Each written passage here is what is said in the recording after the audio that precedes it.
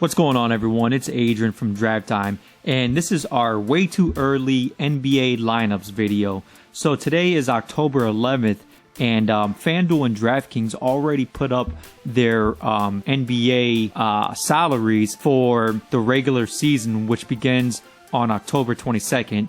You got the Pelicans at the Raptors, and then the Lakers at the Clippers. And what I'm going to do in this video is I'm going to give you our way too early lineups for FanDuel and DraftKings. But not only that, I'm going to go over, a couple of things that stand out. So right away, something that stands out is Jackson Hayes. They have him priced at only $3,300 on DraftKings, and on FanDuel, they have him priced at $3,500.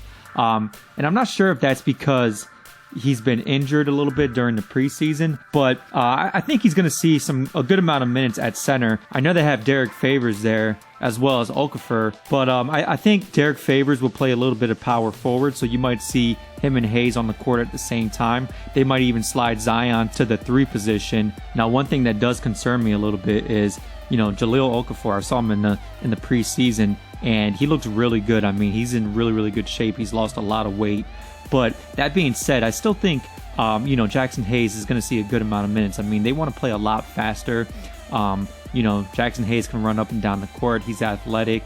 They invested a really high draft pick on him, the 8th overall pick. So I think Jackson Hayes is going to see 20 to 25 minutes. And at $3,300 and $3,500 on FanDuel, he's a really good value. Now, Dwight Howard is another guy that has pretty good value. They have him priced at $4,500 on DraftKings, and on FanDuel, he's a little bit more expensive. They have him at $5,100, so he's not quite as valuable on FanDuel. But on DraftKings, he's a really good value pick. It's looking like he's going to be the starting center for the Lakers, and I think he's going to end up playing more minutes than JaVale McGee. Another good value pick is Moe Harkless. I mean, he's not going to put up huge numbers, but he is going to get the start for Paul George, most likely. So he's a guy that could round out your roster, a good value pick, so you could pick up, some of the more expensive guys, the Anthony Davises, the LeBron James, those types of players. Now, one player who really intrigues me is Fred VanVleet. He's only $4,800 on DraftKings, and I think with Kawhi Leonard gone, he's going to take a bigger role in that offense. So he's a guy with really high upside, and I think pretty much everyone on the Raptors is going to see a boost in their points per game averages with Kawhi Leonard gone. OG Anunoby looks like he's going to be the starter in place of Kawhi Leonard, but then also guys like Norman Powell or even Kyle Lowry is going to see a bigger role in that offense. You saw his points dip down last year. I think he averaged around 13 or 14 points per game. So I think that's going to go off for Kyle Lowry. Now, everyone's curious to see how Zion's going to do this season. I haven't projected to score 39 points on DraftKings. Now, he could be a guy who ends up, averaging 24, 10, and maybe even 4 assists. So he has very high upside, but I'm a little concerned about his conditioning. I mean, he's not in the best shape in the world, and I wouldn't be surprised if he only averaged 30 minutes a game.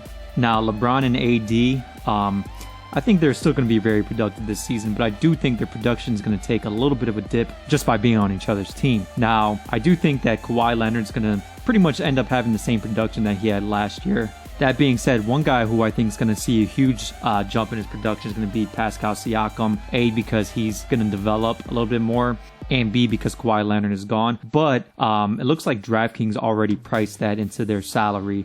They have him at $7,600. So he is going to be a little bit more productive this season, but he's not that great of a value pick for this upcoming slate.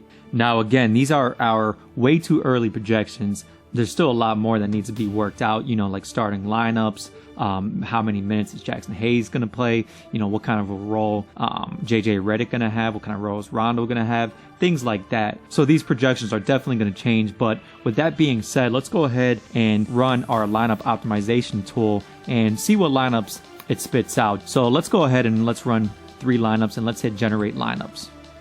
So we got Rondo, Lowry, LeBron, Norman Powell, Jackson Hayes, Ibaka, Anthony Davis, and Marc Gasol. So now let's go ahead and let's run it for FanDuel. Let's hit generate lineups.